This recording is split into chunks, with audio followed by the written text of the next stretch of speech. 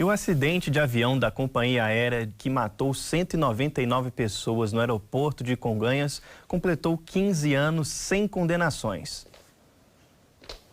Em 2015, a Justiça Federal acabou absolvendo a ex-diretora da Agência Nacional de Aviação Civil, Denise Abreu, o então vice-presidente de operações da TAM, Alberto Fagerman, e o diretor de segurança de voo da empresa na época, Marco Aurélio dos Santos de Miranda e Castro. Eles tinham sido denunciados pelo Ministério Público Federal por atentado contra a segurança de transporte aéreo, como homicídio culposo, quando não tem a intenção de matar. O avião do modelo Airbus 320 da TAM saiu do aeroporto Salgado Filho, em Porto Alegre, e tentou pousar no aeroporto de Congonhas, em São Paulo. A pista estava molhada e, por causa de uma reforma recente, ainda estava sem as ranhuras que facilitam a frenagem do avião. A manobra para o pouso não foi bem sucedida. A aeronave acabou atravessando a pista e batendo em um prédio de cargas da própria companhia. Com o choque, o avião acabou explodindo e pegando fogo. Logo após o acidente, as famílias das vítimas criaram uma colaboração, a Associação dos Familiares e Amigos das Vítimas do Voo TAM JJ 3054. A instituição ajuda não só as famílias a enfrentar e dividir as dores do luto, mas também a pressionar as autoridades sobre as investigações da tragédia.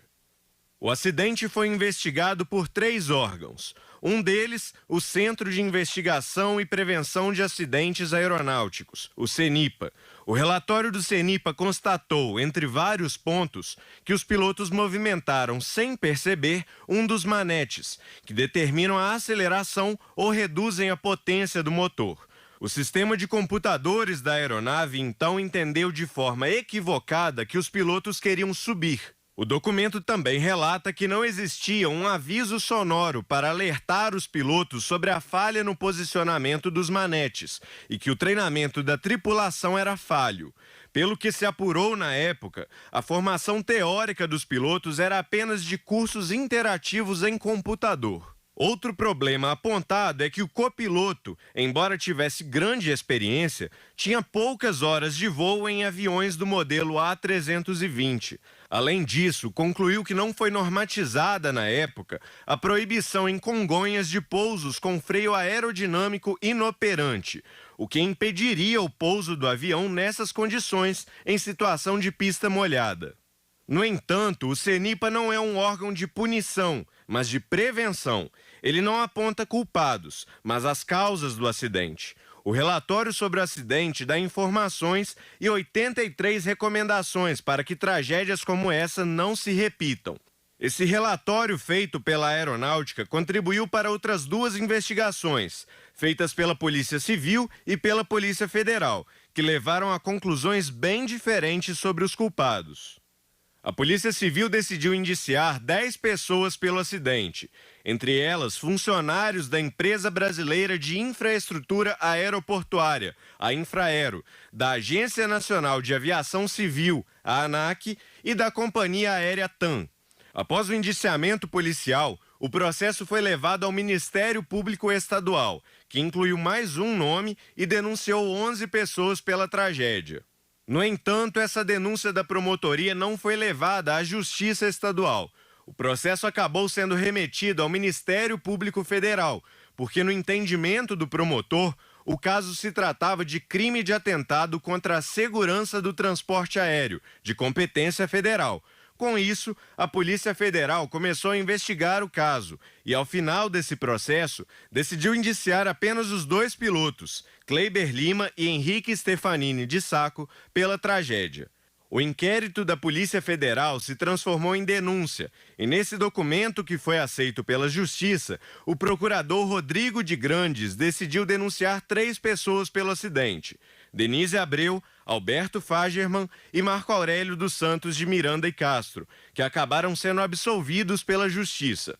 Em 2017, o Ministério Público Federal informou que não iria recorrer da decisão que absolvia os réus. E no domingo, diversas famílias voltaram para os aeroportos de Porto Alegre e de São Paulo para prestar mais uma homenagem às vítimas. Sulamita França tem mais informações. Boa noite, Sula. Boa noite, Vinícius. Boa noite a todos que nos assistem. É isso mesmo que você falou, Vinícius. Familiares, amigos, representantes religiosos e autoridades se reuniram no Largo da Vida, uma rotatória próxima ao Aeroporto Internacional Salgado Filho. Já em São Paulo, as famílias se reuniram no Memorial 17 de Julho, local onde aconteceu o acidente. Ao longo do dia, os familiares foram ao lugar para levar flores e dedicar orações e pensamentos às pessoas que morreram. E por falar também nesse acidente, Vinícius, eu vou trazer para vocês agora o que a Latam Airlines, antiga TAM, declarou. Eles disseram que se solidarizam com todos aqueles que foram afetados pelo acidente de 15 anos atrás e disse que, embora consciente de que nada poderá compensar as perdas, a companhia se empenhou desde o primeiro momento em apoiar os familiares de todas as maneiras e concluir o mais rápido possível o procedimento de indenização. Segundo a empresa, a maioria dos familiares das vítimas já foram indenizados. Ela também disse que sobre as mudanças nos procedimentos para evitar novas tragédias, a empresa disse que antes de cada pouso, os pilotos devem obrigatoriamente consultar o manual de rotas e o aeroporto da companhia para verificar as restrições específicas de cada local. Ressaltou ainda que uma instrução de aviação civil emitida pela ANAC em 2008 proibiu a operação de pouso e decolagem nas pistas do aeroporto de Congonhas em caso de inoperância dos sistemas que comprometam a performance de frenagem da aeronave, assim como qualquer superfície de comando, freio e reverso. Essa recomendação também é válida para todas as empresas que operam naquele aeroporto. E para finalizar, eles disseram que hoje a aviação mundial possui regras e protocolos globais rígidos de segurança e prevenção, o que fez com que a média anual de acidentes aéreos caísse mais de 60% desde então. Internamente, eles revisam os procedimentos com o objetivo de atuar de uma maneira ainda mais planejada e coordenada. Mas, Vinícius, a gente sabe que muitas vezes não basta apenas soltar uma nota na imprensa e indenizar as famílias, claro, é o mínimo que essas empresas devem fazer diante dessas situações que não tem uma pessoa responsável, não tem um condenado e as famílias ainda sofrem com esse acidente, de 15 anos que levou 199 passageiros, 199 vidas. Se nós já ficamos indignados com esses 15 anos, imagina para as famílias que realmente sofrem a cada lembrança, a cada ano que passa por conta deste caso, que ainda segue sem soluções, sem culpados. Sulamita França, muito obrigado pelas informações.